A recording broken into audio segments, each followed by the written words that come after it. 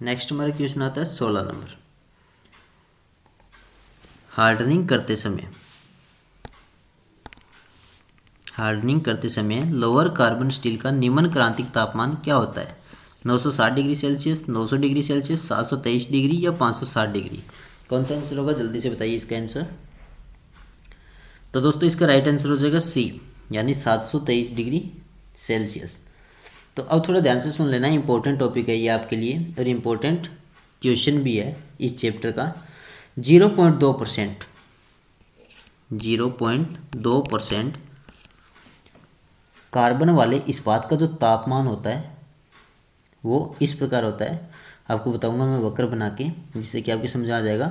और इस बात को क्या होता है, धीरे धीरे समान दर पर गर्म किया जाता है, तो इसका तापमान 723 डिग्री सेल्सियस तक समान रूप से बढ़ता है।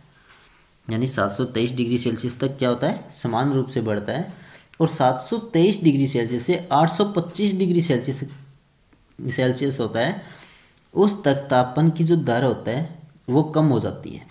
यानी इसको जितना और ज़्यादा गर्म करेंगे तो उसके बाद में उसकी दर कम होने लगेगी।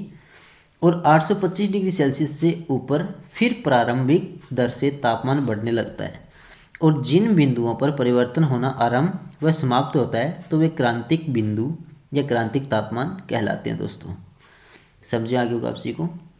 यानी हमेशा तापमान को इस टाइप से बढ़ाया जाता है, ऊपर की ओर क्या बढ़ रहा है, ये तापमान इस टाइप से। ये कार्बन का प्रतिशत हो गया, ये कार्बन का प्रतिशत हो गया दोस्तों।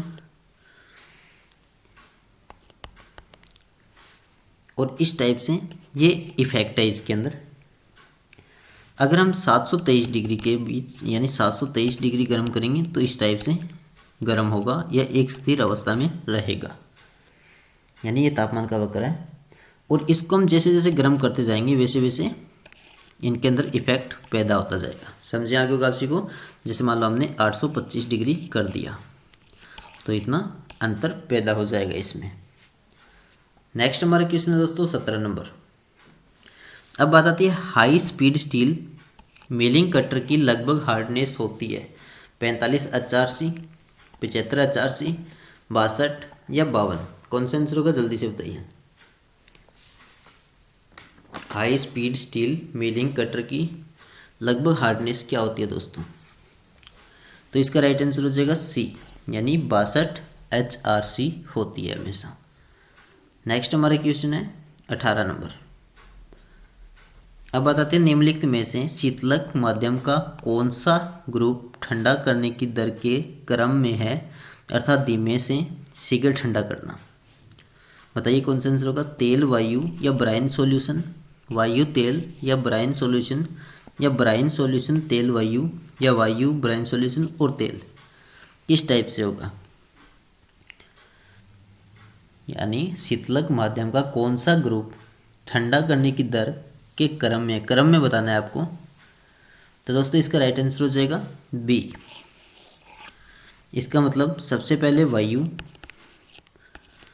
और उसके बाद में क्या होता है, तेल, उसके बाद में ब्राइन सॉल्यूशन। समझे आगे होगा उसी को। यानी यहाँ से क्या होती है हमेशा, यानी वायु की तरफ से स्टार्ट करेंगे तो उसको निम्न शीतलन दर बोलते हैं, और इसको यानी ब्राइन सॉल्यूशन की तरफ उच्च शीतलन दर हो जाती है। नेक्स्ट हमारा क्वेश्चन है दोस्तों 19 नंबर। अधिक हैमरिंग के कारण प्रभावित स्टील के आंतरिक संरचना को सुधारने के लिए निम्नलिखित में से कौन सी विधि अपनाई जाती है दोस्तों? हार्डनिंग, एनेलिंग, नॉर्मलाइजिंग या टेम्परिंग? कौन सा आंसर होगा, जल्दी से बताइए। तो इसका राइट आंसर हो जाएगा सी, यानी नॉर्मलाइजिंग। यानी अधिक हैमरिंग के कारण प्रभावित स्टील के आंतरिक संरचना को सुधारने के लिए हमेशा नॉर्मलाइजिंग किया जाता है। और इस क्रिया में क्या होता है, इस बात को उसके ऊपरी क्रांतिक परिसर यानी 40 डिग्री से 50 डिग्री तक गर्म किया जाता है। 40 डिग्री सेल्सियस से 50 डिग्री के बीच गर्म किया जाता है, ये नोट कर लेना। नेक्स्ट हमारा क्वेश्चन है 20 नंबर। अब बात आती है आस्टेनाइट को शीघ्र ठंडा करने पर क्या प्राप्त होता है? पलाइट, सीमेटाइट, मार्टेसाइट या टेम्परिंग? जल्दी से बताइए। आस्टेनाइट को शीघ्र ठंडा करने की बात की गई है यहाँ पे, क्या चीज़ प्राप्त होता है दोस्तों? तो इसका राइट आंसर हो जाएगा सी, यानी माल्टेसाइट प्राप्त होता है हमेशा। उस तापमान पर क्या होता है, कार्बन या लोहे कार्बाइड तथा लोहे का जो ठोस विलयन होता है, यानी जिसको सॉलिड सॉल्यूशन बोलते हैं, तो वो आस्टेनाइट कहलाता है हमेशा। आस्टेनाइट किसको बोलते हैं? उस तापमान पर कार्बन और लोहे कार्बाइड और लोहे का जो ठोस विलयन होता है उनको आस्टेनाइट बोला जाता है। ये नोट कर लेना दोस्तों। नेक्स्ट हमारा क्वेश्चन है 21 नंबर। अब बात आती है ऊष्मा उपचार के दौरान जब कार्बन घुलकर सॉलिड सॉल्यूशन बनाती है तो क्या कहते हैं उसे? फेराइट, पलाइट, आस्टेनाइट या सीमेटाइट? कौन सा आंसर होगा, जल्दी से बताइए। ऊष्मा उपचार के दौरान जब कार्बन घुलकर सॉलिड सॉल्यूशन बनाती है तो उसे क्या बोला जाता है दोस्तों? तो इसका राइट आंसर हो जाएगा सी, यानी आस्टेनाइट बोला जाता है। यानी ऊष्मा उपचार के दौरान क्या होता है, उस तापमान पर कार्बन या लोहे कार्बाइड, लोहे कार्बाइड को क्या बोलते हैं? फेरस Fe2 और कार्बाइड को सी Fe2C से प्रदर्शित किया जाता है। और लोहे का ठोस विलयन जिसको सॉलिड सॉल्यूशन बोलते हैं उनको क्या बोलते हैं? आस्टेनाइट। मैंने आपको बता ही दिया। नेक्स्ट हमारा क्वेश्चन है 22 नंबर। निम्नलिखित में से किस विधि में निश्चित तापमान पर गर्म किया जाता है और फर्नेस में ही धीरे धीरे ठंडा होने दिया जाता है? टेम्परिंग, हार्डनिंग, नाइट्राइडिंग या एनेलिंग? किस विधि में होता है दोस्तों? तो इसका राइट आंसर हो जाएगा डी, यानी एनेलिंग विधि में।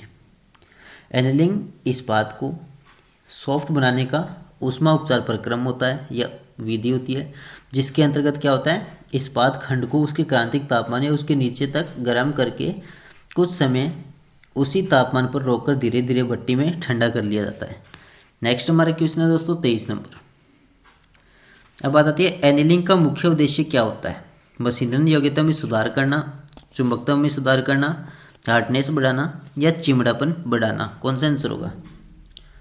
एनेलिंग का मुख्य उद्देश्य क्या होता है दोस्तों? तो इसके राइट आंसर हो जाएगा ए, यानी मशीनन योग्यता में सुधार करना।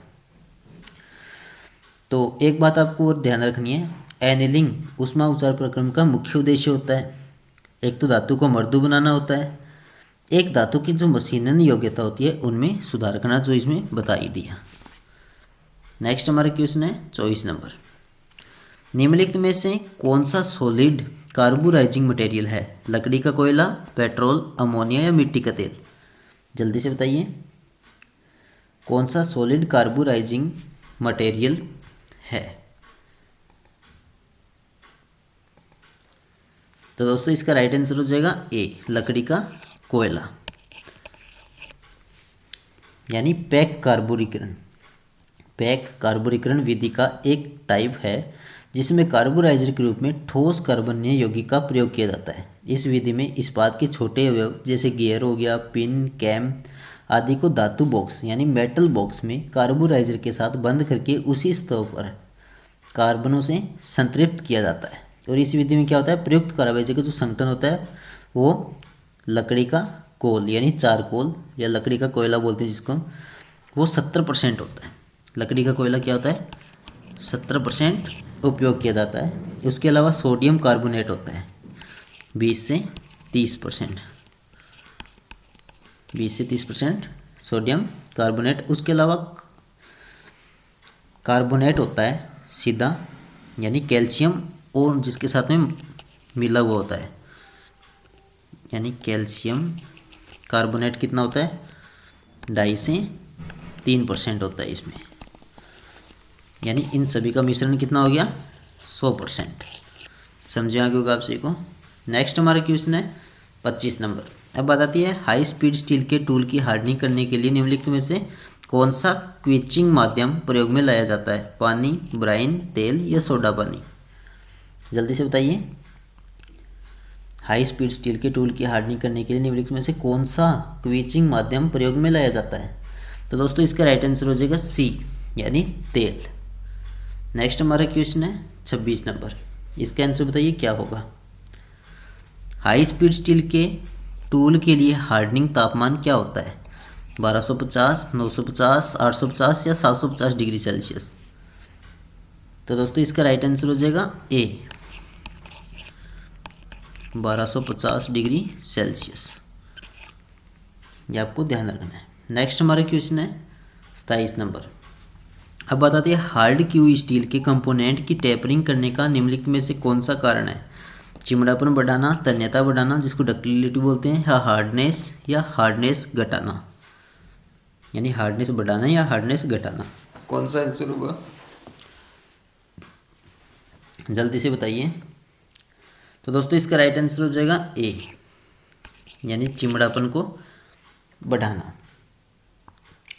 यानी कठोरित इस्पात जिसको ब्रिटल बंगूर बोलते हैं होने के कारण अधिकांश कार्यों के लिए उपयोगी होता है, इसलिए कठोरित इस्पात की भंगुरता को कम करने के लिए चिमड़ापन बढ़ाने की आवश्यकता होती है दोस्तों।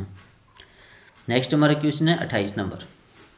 अब बात आती है स्टील की नॉर्मलाइजिंग करते समय उसे ठंडा करना चाहिए कमरे के तापमान पर, स्थिर हवा में, तेल में, दाबित वायु में, या इनमें से कोई नहीं। तो दोस्तों इसका राइट आंसर हो जाएगा ए, यानी कमरे के तापमान पर स्थिर हवा में।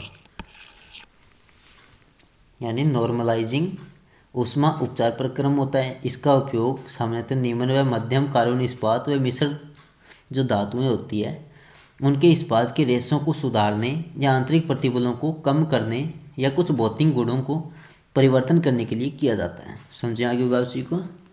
नेक्स्ट हमारा क्वेश्चन है 29 नंबर। अब बात आती है निम्न कार्बन स्टील की सरफेस पर कार्बन की प्रतिशत मात्रा बढ़ाने को क्या कहते हैं? हार्डनिंग, नाइट्राइडिंग, कार्बोराइजिंग या टेम्परिंग। जल्दी से बताइए। निम्न कार्बन स्टील की सरफेस पर कार्बन की प्रतिशत मात्रा बढ़ाने को हमेशा कार्बोराइजिंग बोला जाता है। सी आंसर हो जाएगा इसका। नेक्स्ट हमारा क्वेश्चन है 30 नंबर। अब बात आती है स्टील को अपर क्रांतिक तापमान से लगभग 40 डिग्री सेल्सियस अधिक गर्म करके कमरे के तापमान पर स्थिर हवा में ठंडा करने वाली विधि को क्या बोला जाता है दोस्तों? हार्डनिंग, एनिलिंग, नॉर्मलाइजिंग या टेम्परिंग। यह भी सिंपल सा क्वेश्चन है। इसका राइट आंसर हो जाएगा सी, यानी नॉर्मलाइजिंग बोला जाता है।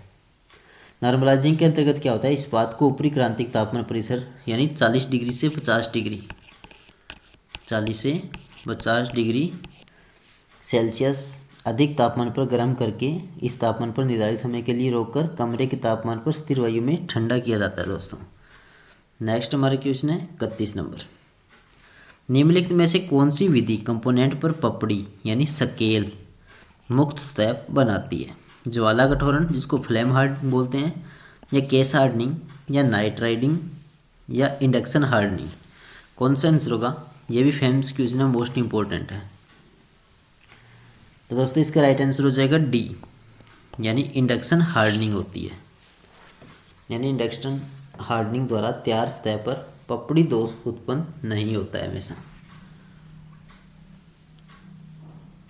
तो दोस्तों ये थे कुछ मोस्ट इंपॉर्टेंट क्वेश्चंस इस चैप्टर के हीट ट्रीटमेंट के।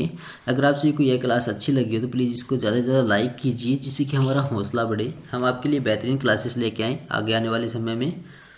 और ज़्यादा से ज़्यादा शेयर कीजिए। आपके पास जितने व्हाट्सएप ग्रुप बने हुए हैं या टेलीग्राम ग्रुप बने हुए हैं जिनमें स्टूडेंट जुड़े हुए हैं हीट थ्योरी के, तो उन सभी के काम आने वाली क्लासेस हैं। आपके एग्जाम में कुछ ना कुछ फ़ायदा ज़रूर होगा गाइस। जिस भी कैंडिडेट ने अभी तक पिछली क्लासेस नहीं देखे तो देख सकते हैं।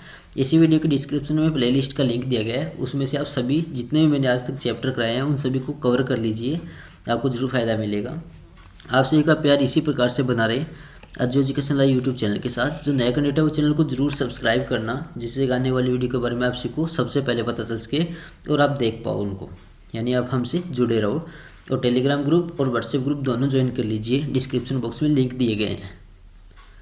धन्यवाद दोस्तों, आप सभी का प्यार इसी प्रकार से रहे, आपका भरोसा हमारा साथ। जय हिंद, वंदे मातरम।